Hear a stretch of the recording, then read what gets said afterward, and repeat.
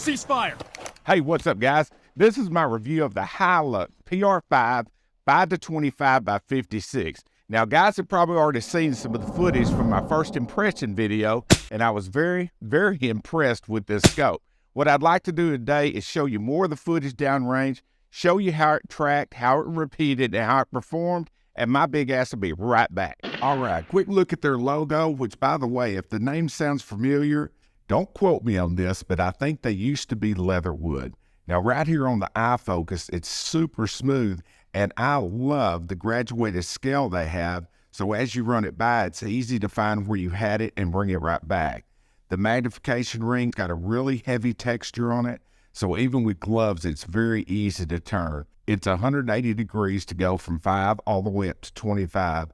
Again, the smoothness that you feel when you turn this thing speaks to the quality of this scope, especially for its price range. There's a quick look at it going from 5 to 25 at 100 yards. You'll get a better look at the video. That was just a couple of stills. It's got digital illumination, which is very expensive to add to a scope and very cool.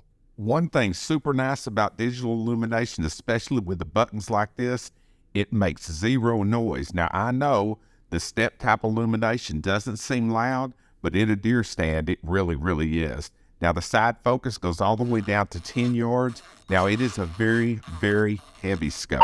It's got very tactile turrets. They track very well. There's just a little bit of slack in them. But right here, this will give you an idea of the image downrange.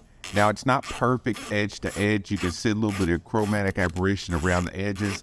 And it does have a tight eye box. That's the reason it blacks out when it reaches its limits of which way it'll go, left and right and up and down. But in the very center of the scope, it really is clear and very bright.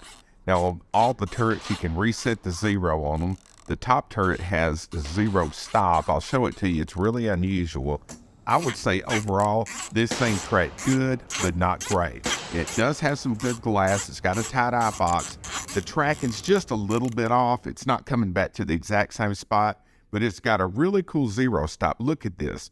You move the pin in and out and catch the groove inside the cap, and depending on where you line it up when you drop the cap on it, it gives you a certain number of revolutions till it hits a zero stop. From right at zero all the way up to 2 full revolutions. I think it's really, really cool.